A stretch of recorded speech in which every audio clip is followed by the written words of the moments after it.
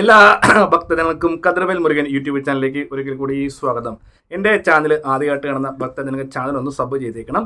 ജ്യോതിഷപരമായ കാര്യങ്ങൾ എന്തെങ്കിലും അറിയാനുണ്ടെങ്കിൽ ഈ നമ്പറിൽ ഒന്ന് വിളിക്കുക. നിങ്ങളുടെ പ്രശ്നങ്ങൾ ഓൺലൈനായി കബഡി വെച്ച് നോക്കി അതിനുള്ള കാര്യങ്ങൾ പറഞ്ഞു തരുന്നതായിരിക്കും. ദക്ഷിണ എന്ന എല്ലാ ആൾക്കാരും വിളിച്ച് ചോദിക്കാറുണ്ട്. ഇഷ്ടമുള്ളൊരു ദക്ഷിണ അയച്ചു തന്നാലും മതിയാകും, ഉണ്ടെങ്കിൽ മാത്രം. അപ്പോൾ കാര്യത്തിലേക്ക് കിടക്കാം. അതായത് സ്ത്രീജനങ്ങൾക്ക് ഭർത്താക്കന്മാരെ വശീകരിക്കാനുള്ള ഒരു കാര്യമായിട്ടാണ് ഞാനിവിടെ വന്നേക്കുന്നത്. അപ്പോൾ എങ്ങനെ വശീകരിക്കും, എന്താണ് വശ്യം, നമുക്ക് ഏത് രീതിയിലാണ് വശ്യം നമുക്ക് പ്രയോജനപ്പെടുത്തേണ്ടത്, അത് നമ്മൾ എങ്ങനെയാണ്, നമ്മൾ പല രീതിയിലുള്ള വശ്യങ്ങളും കാര്യങ്ങളൊക്കെ പറഞ്ഞു കേട്ടിട്ടുണ്ട്. അപ്പോൾ പൊതുവെ ഈ ഭർത്താക്കന്മാർ, അതായത് ഭാര്യ ഭർത്താക്കന്മാർക്കിടയിലുള്ള ഒരു അഭിപ്രായ വ്യത്യാസങ്ങൾ, അതായത് ഭാര്യമാർ പറയുന്ന നല്ല നല്ല കാര്യങ്ങൾ ഭർത്താക്കന്മാർ അനുസരിച്ച് കുടുംബജീവിതം ഭദ്രതയോടെയും സന്തോഷത്തോടും കൂടി പോകാൻ വേണ്ടിയുള്ള ഒരു കാര്യമാണ് ഞാനിത് പറഞ്ഞത്. ഈ വശ്യം എന്ന് പറയുമ്പോഴത്തേക്ക്, ഈ ഒരു വശ്യം ചെയ്യുമ്പോഴത്തേക്ക് ചാടിക്കളിക്കട കൊച്ചുരാമ തുള്ളിക്കളിക്കട കൊച്ചുരാമനാക്കാൻ പറ്റത്തില്ല. അതായത് ഞാൻ ഒരു കാര്യം, നമ്മളിത് ദേവിയുടെ കൊണ്ടാണ് നമ്മളിത് ചെയ്യിപ്പിക്കുന്നത്. ദേവി മന്ത്രം ഉപയോഗിച്ചിട്ടാണ് ചെയ്യുന്നത്. അപ്പോൾ ഇതിൻ്റെ ഗുണമെന്ന് വെച്ചാൽ, അപ്പോൾ എല്ലാവർക്കും ഓർക്കും, ഇന്ന് എൻ്റെ ചേട്ടൻ ഞാൻ പറയുന്ന പോലെയൊക്കെ എല്ലാ കാര്യങ്ങളും എനിക്ക് സാധിച്ചു തരും അല്ലേ, എനിക്ക് 10 പവൻ്റെ മാല. അപ്പോൾ പെട്ടെന്നൊരു വശ്യം പറയുമ്പോഴത്തേക്ക് എന്നാൽ ഈ ഒരു കാര്യം ചെയ്തിട്ട് ഒരു 10 പവൻ്റെ മാല ആവശ്യപ്പെടും, അല്ലെങ്കിൽ എനിക്ക് കുറച്ച് കാര്യങ്ങളൊക്കെ ചേട്ടനോട് പറയാനുണ്ട്. പക്ഷേ ഇത് ആ ഒരു രീതിയിലുള്ളൊരു വശ്യമല്ല നമ്മൾ ഉദ്ദേശിക്കുന്നത്. അതായത് ഭാര്യ ഭർത്താക്കന്മാർക്ക് ഇടയ്ക്കുള്ള വഴക്ക്, അതായത് ഭാര്യമാർ പറയുന്ന നല്ല നല്ല കാര്യങ്ങൾ ഭർത്താക്കന്മാർ അംഗീകരിച്ച് പോകാൻ വേണ്ടിയുള്ള ഒരു വശ്യമാണ്. ഇതിങ്ങനെ ചെയ്യുമ്പോഴത്തേക്ക് നിലവിൽ കലഹമുള്ള വീട്ടുകളിൽ കലഹം ഉണ്ടാകത്തില്ല. ഭാര്യമാർ എന്ത് പറഞ്ഞാലും ഭർത്താക്കന്മാർ നല്ല കാര്യങ്ങൾ ആണെങ്കിൽ മാത്രം, സത്യസന്ധമായ കാര്യങ്ങൾ മാത്രമാണ് ഒരു ഈശ്വരാനുഗ്രഹത്തിൽ നമുക്കത് സാധിച്ചു കിട്ടും. ഇന്നല്ലെങ്കിൽ ഒരു 10 ദിവസം കഴിഞ്ഞാണെങ്കിലും അവരുടെ ആഗ്രഹം നമുക്ക് സാധിച്ചു തരും. എന്തായാലും നമ്മുടെ നല്ല നല്ല ആഗ്രഹങ്ങൾ അവർ സാധിച്ചു തരും. അപ്പോൾ ഈ വശ്യം നമുക്ക് എങ്ങനെയാണ് ചെയ്യേണ്ടത്?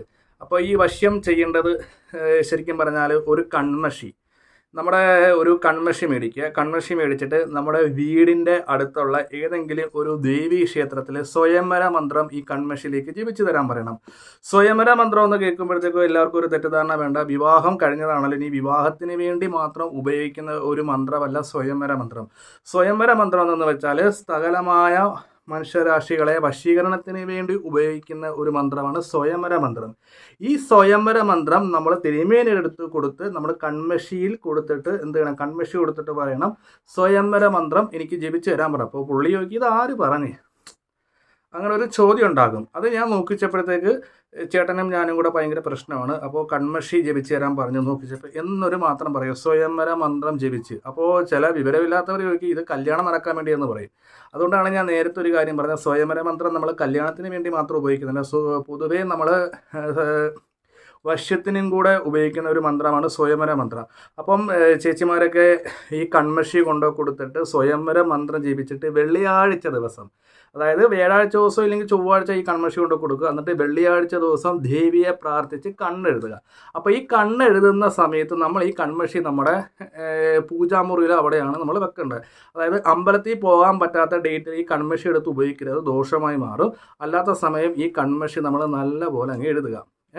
ഈ കൺമഷി നല്ല പോലെ എഴുതിയിട്ട് നമ്മൾ നമ്മുടെ ഭർത്താക്കന്മാരോട് പറയുന്ന നല്ല നല്ല കാര്യങ്ങൾ അവർ തീർച്ചയായിട്ടും നമുക്ക് സാധിച്ചു തരും. ഈ കൺമഷി എഴുതിയ ആളുടെ മുഖത്തേക്ക് നോക്കുമ്പോൾ വഴക്കുകൾ ഉണ്ടാകത്തില്ല. അതായത് നിത്യം ഒരു ഭാര്യ ഭർത്താക്കന്മാർക്കിടയിൽ വരുന്ന വഴക്കുകളൊക്കെ നല്ല രീതിയിൽ തന്നെ മാറിക്കിട്ടും. ദേവിയുടെ അനുഗ്രഹത്താൽ വശ്യശക്തി ഉണ്ടാകും. അതായത് കുടുംബജീവിതം സന്തോഷത്തോടെയും സമാധാനത്തോടെയും പോകാൻ പറ്റുന്ന ഒരു കാര്യമാണ് ഞാൻ ഈ വീഡിയോയിലൂടെ ഭക്തജനങ്ങളായിട്ടുള്ള അമ്മമാർക്കും ചേച്ചിമാർക്കൊക്കെ പറഞ്ഞു തരുന്നത്. അപ്പം ആ വീടിൻ്റെ അടുത്തുള്ള ക്ഷേത്രത്തിൽ പോയി കൺമഷി കൊണ്ടു കൊടുത്ത് സ്വയംവരം ജപിച്ചു തരാൻ പറയുക. ഈ ഒരു കൺമഷി നമ്മൾ ദേവിയെ പ്രാർത്ഥിച്ച് എല്ലാ ദിവസവും തന്നെ എഴുതുന്നതായിരിക്കും നമുക്ക് നല്ല രീതിയിൽ തന്നെ മാറ്റങ്ങളും കാര്യങ്ങളൊക്കെ ഉണ്ടാകുന്നതാണ്. അപ്പോൾ ഇതിനെക്കുറിച്ച് കൂടുതൽ അറിയാനുണ്ടെങ്കിൽ ഈ നമ്പറിലേക്കൊന്ന് വാട്സപ്പ് മെസ്സേജ് അയക്കുകയോ വിളിക്കുകയോ ചെയ്യുക. അതേപോലെ തന്നെ ജ്യോതിഷപരമായ കാര്യങ്ങൾ എന്തെങ്കിലും അറിയാനുണ്ടെങ്കിൽ ഈ നമ്പറിലൊന്ന് വിളിക്കുക. നിങ്ങളുടെ പ്രശ്നങ്ങൾ ഓൺലൈനായി എവിടെ വെച്ച് പറഞ്ഞു തരുന്നതായിരിക്കും.